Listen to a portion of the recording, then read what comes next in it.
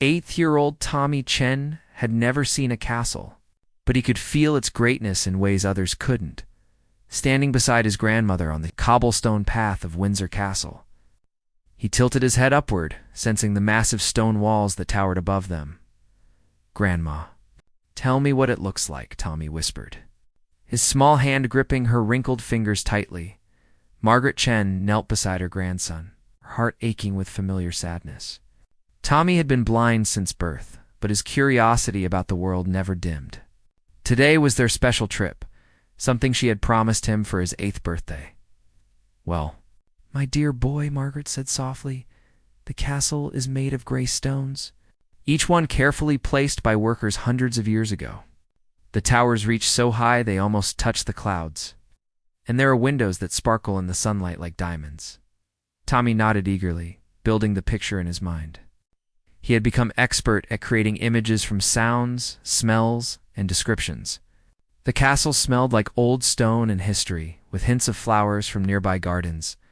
As they walked closer to the main entrance, Tommy heard something that made him stop suddenly. Heavy, rhythmic footsteps echoed against the stone walls, measured, precise, and purposeful. "What's that sound, Grandma?" Tommy asked, turning his head toward the noise. "Those are the castle guards, sweetheart. They march back and forth, protecting the castle and everyone inside it." Tommy's face lit up with fascination. "Real guards? Like in the stories you read to me?" "Exactly like that," Margaret smiled. Watching her grandson's excitement grow, they found a good spot where Tommy could listen to the guards' movements. Margaret described the scene for him. Tall men in red uniforms with enormous black hats, standing perfectly still, except when they marched from one position to another. "They don't talk or smile," Margaret explained. "It's their job to stay very serious and alert." Tommy listened intently to the sound of boots on stone, the occasional rustle of fabric, and the subtle breathing of the guards. His acute hearing, sharpened by his blindness, picked up details others might miss. "Grandma, that guard over there, his breathing sounds different," Tommy observed. Pointing toward one particular spot, Margaret looked where Tommy indicated and saw a young guard standing at attention near a side entrance. To her, he looked identical to all the others. But Tommy had somehow detected something unique about him. "What do you mean, different?" she asked. "It's like he's thinking about something sad," Tommy said simply. "His breathing is the way mine gets when I miss Mommy and Daddy." Margaret's throat tightened. Tommy's parents had died in a car accident 2 years ago, leaving him in her care. The little boy had developed an amazing ability to read emotions through sounds and subtle cues that others couldn't perceive. The guard Tommy had identified was indeed different from the others, though not in any way that showed. Guard Michael Harrison had been standing at his post for over an hour, but his mind kept drifting to the letter in his pocket, news that his younger brother had been diagnosed with a serious illness back home in Scotland. Michael had joined the Queen's Guard 3 years ago, proud to serve and follow the strict traditions that governed their behavior. Guards never broke character, never spoke while on duty, and certainly never interacted with tourists. These rules were absolute and had been followed for generations. But as the afternoon wore on, Michael became increasingly aware of the small boy and elderly woman who remained nearby. Unlike other visitors who took photos and moved on, they stayed in one spot, with the boy simply listening. During his brief rest break, Michael learned from another guard that the boy was blind and had been asking questions about the guards all afternoon. The information touched something in Michael's heart, reminding him of his own brother's struggles with his health condition. When Michael returned to his post, he found himself paying more attention to the pair. He could hear the grandmother patiently describing everything she saw, and the boy's thoughtful questions about the guards' duties, their uniforms, and their daily life.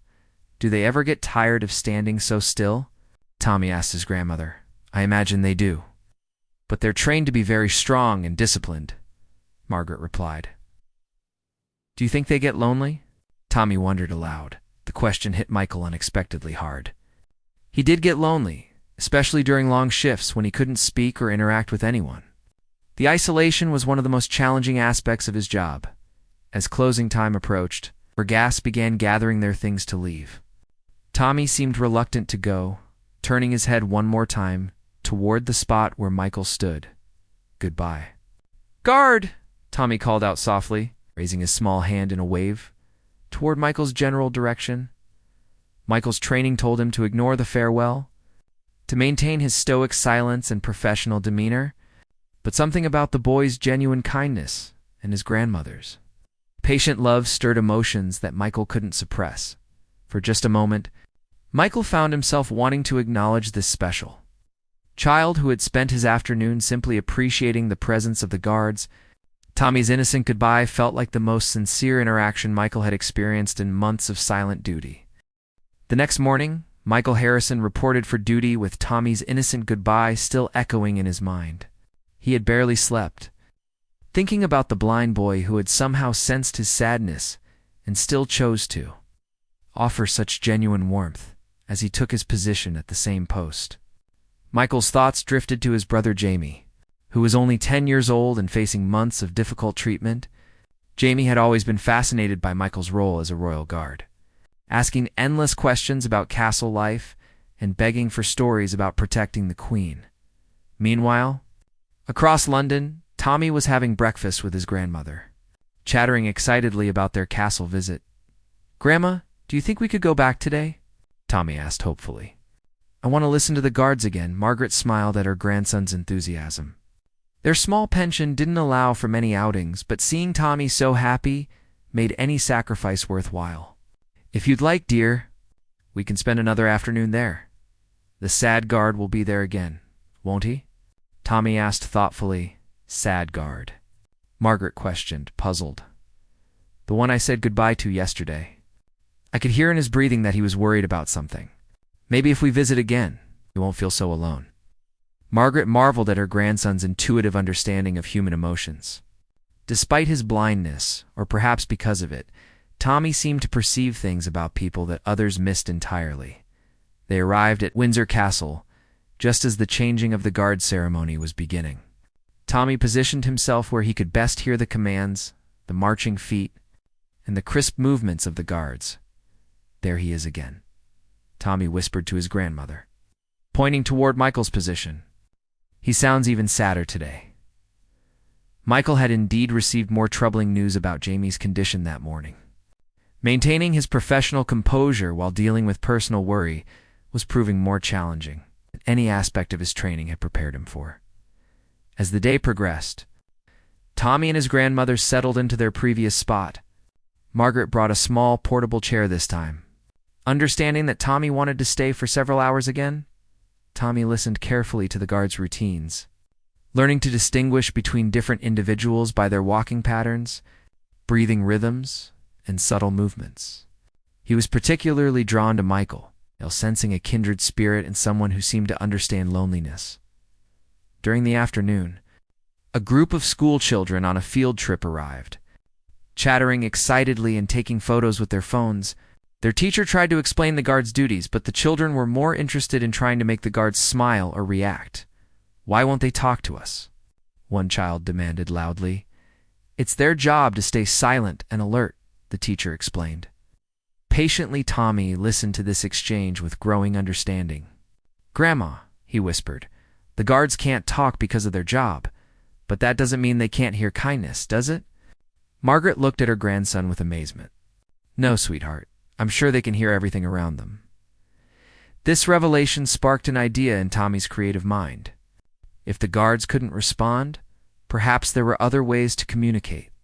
He had learned to navigate the world without sight by being creative and resourceful. As the school group moved on, Tommy asked his grandmother to describe Michael's position more precisely. He wanted to understand exactly where the guards stood, which direction he faced, and how close they could get without causing any problems. "He's about 10 steps away from us," Margaret explained, standing very straight beside a stone pillar. "He's facing toward the main courtyard, so he can see everyone who comes and goes." Tommy nodded thoughtfully, forming a plan that was both innocent and profound. He had always communicated through sound, touch, and creative expression. Perhaps he could find a way to reach out to this lonely guard without breaking any rules. "Grandma, could you help me write a letter?" Tommy asked suddenly. Of course, dear. What kind of letter? A letter to the sad guard, Tommy explained earnestly. Not to give to him, because I know he can't take it. But maybe we could read it out loud, nearby, so he knows someone cares about him. Margaret felt tears welling up in her eyes. Her grandson's compassion never ceased to amaze her. Despite facing his own daily challenges with blindness, Tommy's first instinct was always to help others who seemed to be struggling. That's a beautiful idea. Tommy, she said softly, what would you like to say in the letter? Tommy thought carefully before responding. I want to tell him that being sad doesn't make him less brave, and that someone is thinking about him and hoping his troubles get better. Michael, standing at his post, noticed the elderly woman taking out a pen and paper. He couldn't see exactly what she was doing, but he could hear the boy's earnest voice as he dictated something to his grandmother. What Michael didn't realize was that this simple act of kindness from a blind child was about to change his understanding of duty, service, and human connection in ways that would affect him for the rest of his career. Margaret carefully wrote down every word as Tommy dictated his letter, her handwriting shaky with emotion. The letter was simple but profound, filled with the kind of wisdom that only seemed to come from children who had faced their own struggles. Dear Guard, Tommy began. His grandmother writing faithfully, My name is Tommy and I can't see, but I can hear that you're sad about something. I wanted you to know that I think you're very brave to stand there and protect everyone, even when you're worried inside. Tommy paused, thinking carefully about his next words. I know what it's like when people can't tell you're hurting because they can't see inside your heart. But someone is always watching over us, even when we feel alone. I hope whatever is making you sad gets better soon. When Tommy finished dictating, Margaret read the letter back to him softly.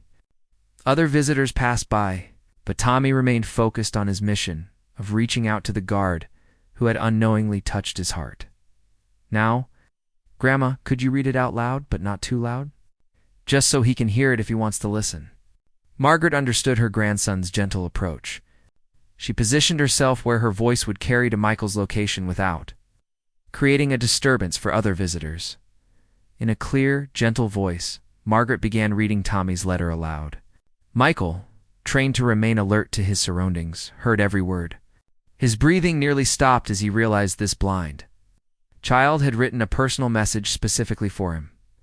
The letter's simple kindness hit Michael harder than he expected. For weeks he had been struggling alone with worry about his brother, maintaining his professional facade while feeling increasingly isolated. No one in his personal life understood the demands of his job, and no one at work could know about his personal struggles. Yet this 8-year-old boy, who faced daily challenges that Michael couldn't imagine, had somehow recognized his pain and chosen to offer comfort. As Margaret finished reading, Tommy added one more spontaneous message.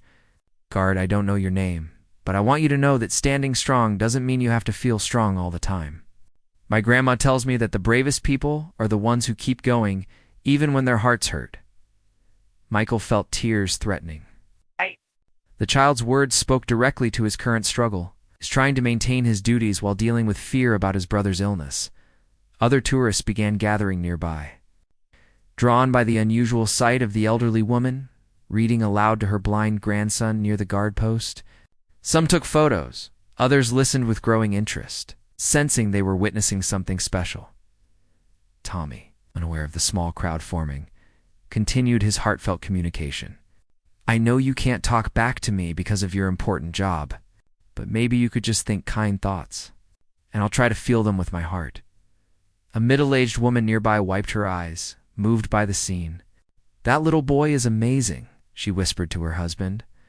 Michael, despite his training, found himself deeply affected by Tommy's genuine care. The boy's understanding of duty, sacrifice, and emotional strength showed maturity far beyond his years as the afternoon continued. Tommy and his grandmother remained in their spot. But now Tommy began talking quietly about other topics. His school, his favorite books, his dreams of becoming a teacher someday so he could help other children learn. Michael listened to every word, drawn into Tommy's world of determination and optimism. The boy spoke about learning to navigate with his white cane, about reading Braille, and about how he had memorized the layout of his neighborhood so he could walk to school. Independently, the hardest part isn't being blind, Tommy confided to his grandmother. Unaware that Michael was hanging on every word. The hardest part is when people feel sorry for me instead of seeing that I can do lots of things. I just do them differently. This observation struck Michael profoundly. He realized that Tommy's blindness hadn't defined him as weak or pitiful. Instead, it had made him more perceptive, more empathetic, and more appreciative of human connection. As closing time approached, Tommy prepared for another goodbye. But this time, he had something more to say. "Guard," Tommy called out gently. "Tomorrow, I won't be able to come back because Grandma has a doctor's appointment. But I want you to know that I'll be thinking about you and hoping your sad feelings get lighter." Then Tommy did something unexpected. He reached into his small backpack and pulled out a little wooden figure, a knight that his grandmother had bought him from the castle gift shop the day before. "Grandma, could you put this near the wall where the guard can see it?" Tommy asked. Not to break any rules, but just so he knows someone was thinking about him. Margaret carefully placed the SHO wooden knight against the stone wall, positioned where Michael could easily see it without having to move from his post. "It's not much," Tommy said, his voice carrying clearly to Michael's position. "But knights are supposed to protect each other, right? And you're a real-life knight protecting this castle." Michael stared at the small wooden figure, overwhelmed by the generosity of a child who had so little yet chose to give what he could. The gesture represented something far more valuable than its material worth. It was a symbol of human connection reaching across the barriers of duty and protocol. That evening, Michael Harrison sat in his small quarters, staring at the wooden knight figure he had carefully retrieved after his shift ended. The simple gift from Tommy had affected him more than any commendation or recognition he had ever received during his military service. He pulled out his phone and called his brother Jamie in Scotland. The 10-year-old's weak voice came through the line, but his excitement at hearing from Michael was unmistakable. "Michael, did you meet the Queen today?" Jamie asked, as he did during every call. "Not today, little brother," Michael replied, his voice softer than usual. "But I met someone very special. A boy about your age who taught me something important about being brave." Michael found himself telling Jamie about Tommy, about his blindness, his wisdom, and his incredible kindness toward a stranger. As he spoke, Michael realized he was sharing more about his emotions and struggles than he had in months. "He sounds like a real hero," Jamie said thoughtfully. "Maybe even braver than a guard, because he helps people feel better when they're sad." The conversation continued for nearly an hour, with Michael opening up about his worries and Jamie sharing his own fears about treatment. For the first time since his brother's diagnosis, Michael felt like they were truly supporting each other, instead of pretending everything was fine. Meanwhile, Tommy was having his own meaningful conversation with his grandmother as she tucked him into bed. "Grandma, do you think the guard understood that I wanted to be his friend?" Tommy asked. "I think he understood perfectly, sweetheart," Margaret replied, smoothing his hair. "Your kindness has a way of reaching people's hearts, even when they can't show it on the outside. I keep thinking about him standing there all alone, not able to talk to anyone," Tommy said quietly. "It must be like being in a different kind of darkness than mine." Margaret paused, struck by her grandson's profound observation. "What do you mean by that, Tommy?" "Well, I can't see people, but I can still talk to them and touch them and hear them. But he can see everyone, but he has to pretend they're not there. That seems lonelier than being blind." The next day, Michael returned to his post with a different perspective. Tommy's words had helped him understand that duty didn't require emotional isolation, it required strength. And sometimes strength came from human connection, not from avoiding it. During his morning shift, Michael found himself more aware of the visitors around him. He heard parents explaining historical facts to their children, saw tourists taking selfies with excitement, and noticed elderly couples sharing quiet moments of appreciation for the castle's majesty. But it was around noon when something unexpected happened. A supervisor approached Michael during a brief break between duties. "Harrison, there's been quite a bit of interest in what happened yesterday," Sergeant Williams said.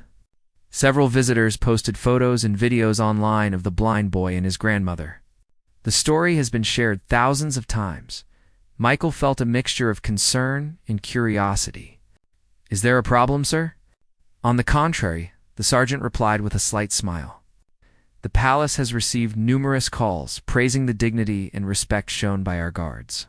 People were moved by how the boy's gesture was handled with appropriate protocol. While still acknowledging his kindness, Michael learned that videos of Tommy reading his letter and placing the wooden knight had gone viral on social media. People around the world were sharing the story as an example of pure compassion and the power of reaching out to others. "There's more," Sergeant Williams continued. "We've been contacted by several organizations that work with blind children. They want to arrange appropriate visits where children can learn about the guards' duties while still respecting our protocols." That afternoon, Michael was surprised to see familiar figures approaching his post. Tommy and his grandmother had returned. Despite saying they wouldn't be able to come back, the doctor's appointment was moved to tomorrow, Margaret explained to another visitor. "And Tommy insisted we come back to check on his guard friend." Tommy approached his usual listening spot, immediately turning toward Michael's position. "Hello, guard," he called out softly. "I hope you're feeling a little better today." Then Tommy did something that completely surprised Michael. He began talking about his own day, sharing stories as if Michael were a close friend who couldn't respond, but could still listen and care. "I learned something new in Braille class today," Tommy said cheerfully. "Did you know that every letter has its own pattern of dots? It's like a secret code that lets blind people read with their fingers." Michael found himself genuinely interested in Tommy's explanation, learning things about blindness and adaptive techniques he had never considered before. "Sometimes, I think being blind might be a superpower," Tommy continued thoughtfully. "I notice things other people miss because I listen more carefully. Like yesterday, I could tell you were feeling better after I talked to you, because your breathing changed." Michael realized with amazement that Tommy was right. His breathing had indeed become more relaxed after receiving the boy's message of support. This 8-year-old had accurately read his emotional state through subtle audio cues.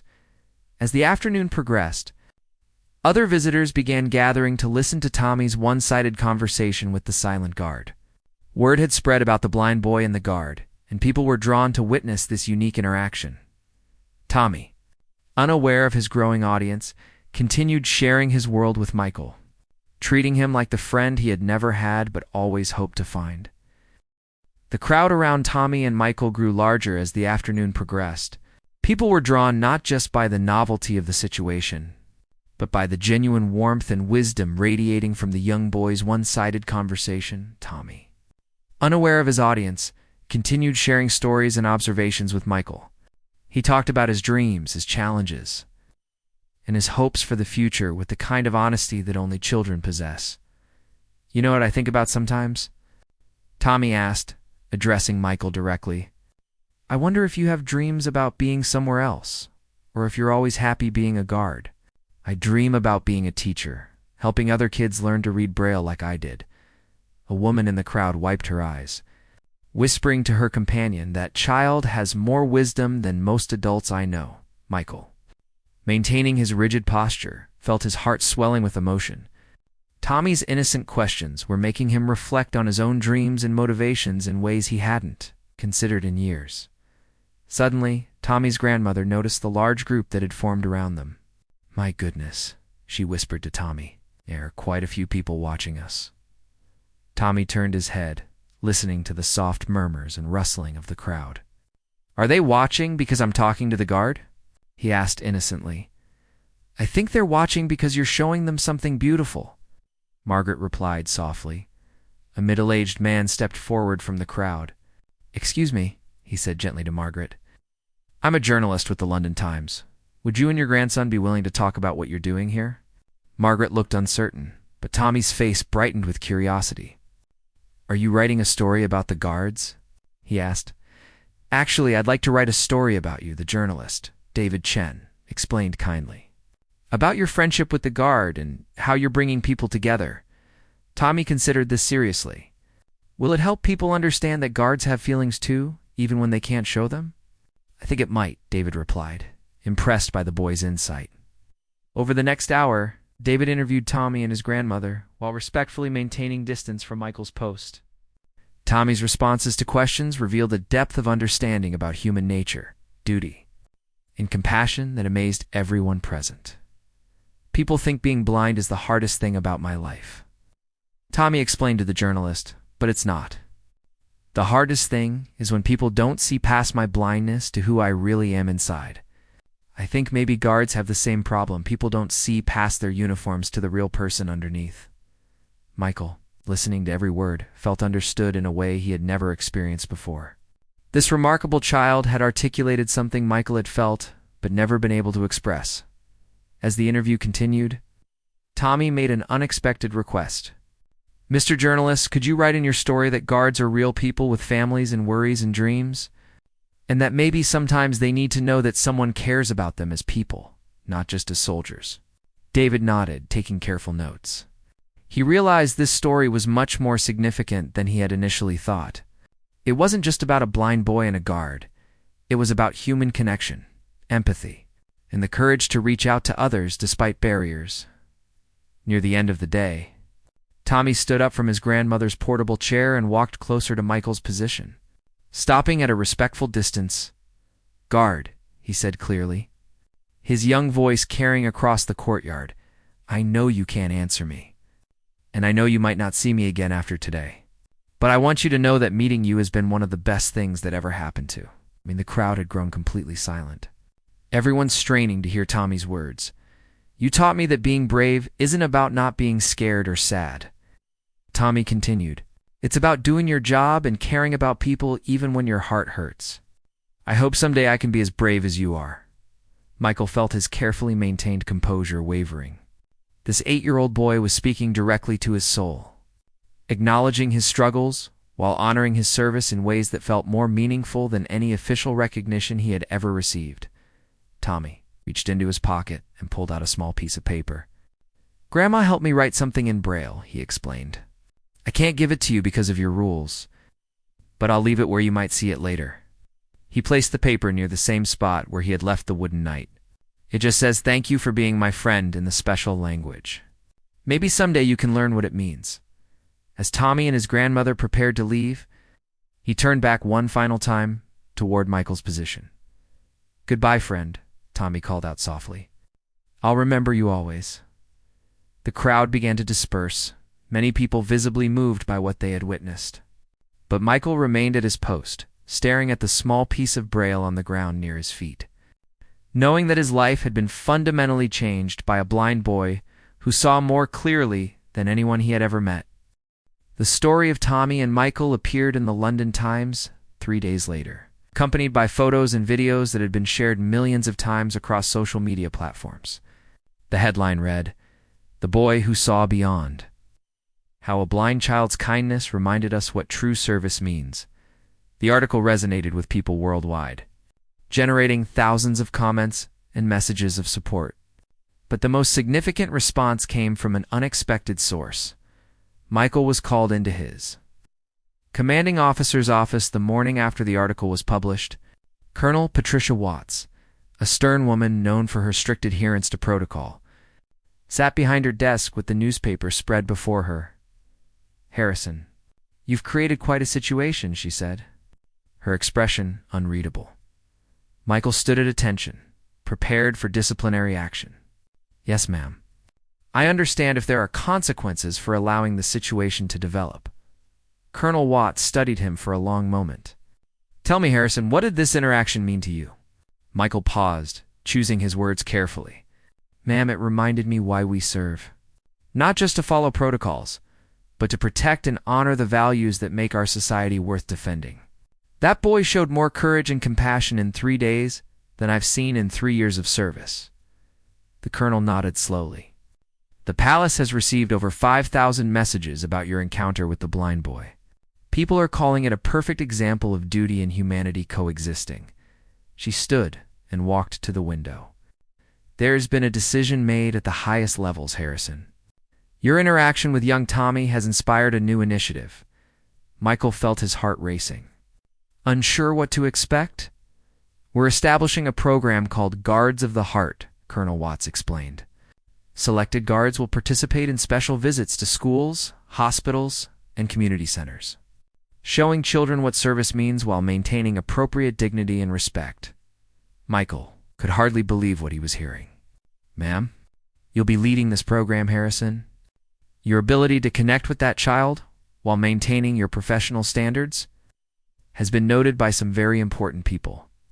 2 weeks later, Michael found himself standing in the playground of the Royal School for the Blind, wearing his dress uniform and surrounded by a dozen of children who couldn't see his impressive appearance but were fascinated by his stories of service and duty.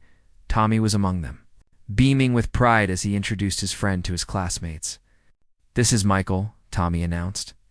"He's the bravest guard in all of England, and he taught me that being strong means caring about people." For the first time in his career, Michael was allowed to speak freely while in uniform, sharing stories of his service while emphasizing the values of courage, compassion, and community that Tommy had helped him understand. "Being a guard isn't just about standing still and looking serious," Michael explained to the children. "It's about protecting what's precious, our families, our communities, our capacity for kindness."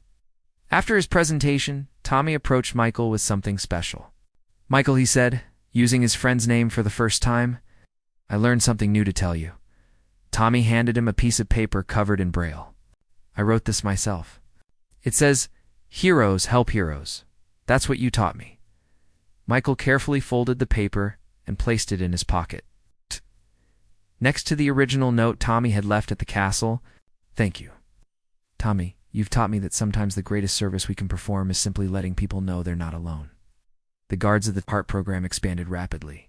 With requests coming from schools and organizations across the United Kingdom, Michael's brother Jamie, whose health had improved significantly, became one of the program's youngest ambassadors, helping to arrange visits to children's hospitals.